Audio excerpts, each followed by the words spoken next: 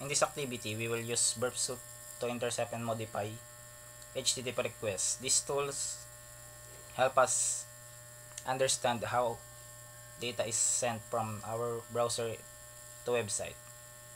Then we will test this on Altoro, a demo site, by capturing and changing a login request. This shows us how attackers might try to access or break system using unvalidated input. So let's start.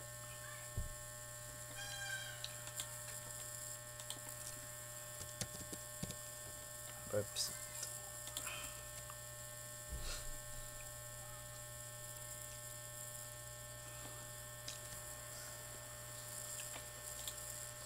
So in this activity, I will use the community edition only.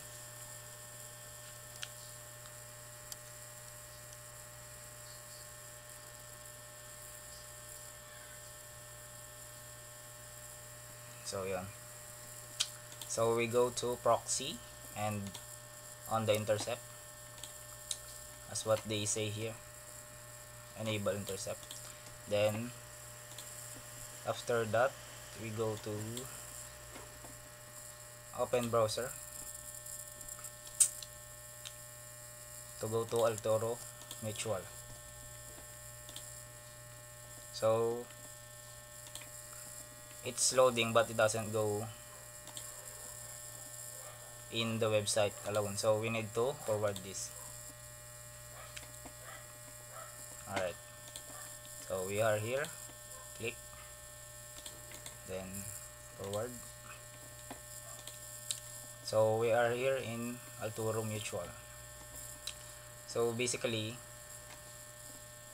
it's a demo site only, so it is vulnerable and only for education only.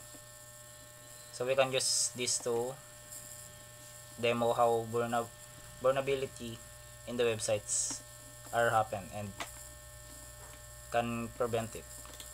So we go to sign in.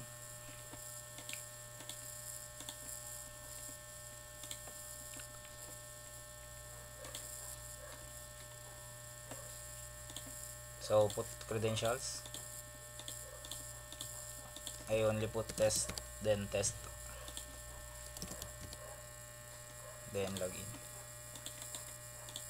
then forward. So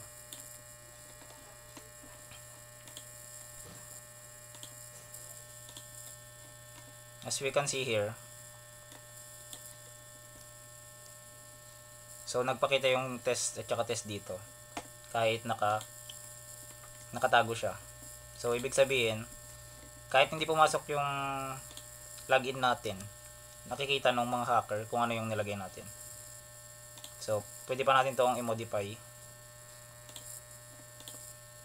at pwede natin ma-open yung ito dahil sa SQL attack. So let's do that. So meron dito yung prepared na, ayan, change natin. So ito yun.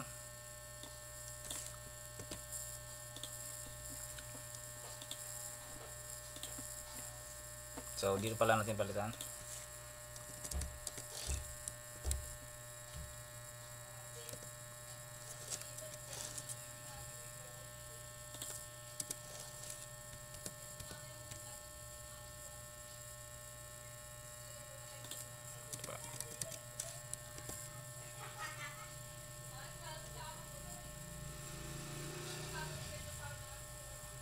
Mali.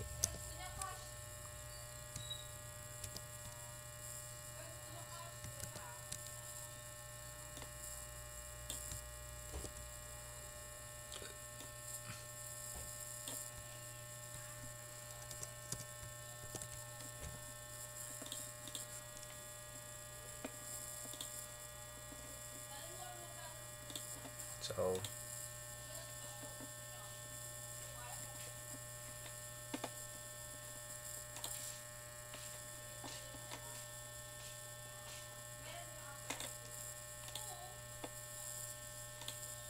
So yun, we enter it kasi naglagay tayo ng SQL injection na yung ito. Dahil malakas yung vulnerability or mahina yung kapasidad ng Alturo Mutual na mag-detect ng mga intruders. So kaya nating pasukin yun gamit lang yung SQL injection na yun. So pwede pa nating ibahin yung iba. So punta tayo sa search, here, then forward. So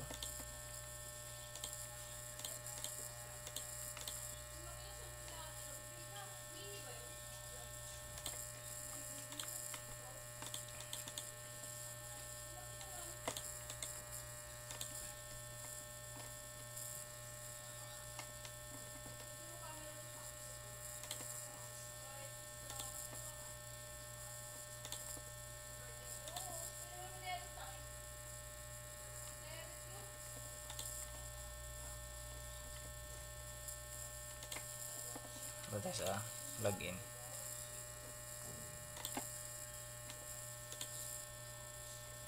So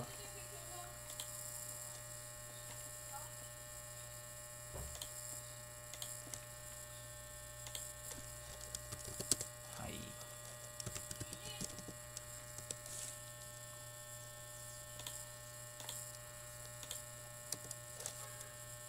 hindi pala kailangan space. So forward natin. So yun, may nakapasok tayong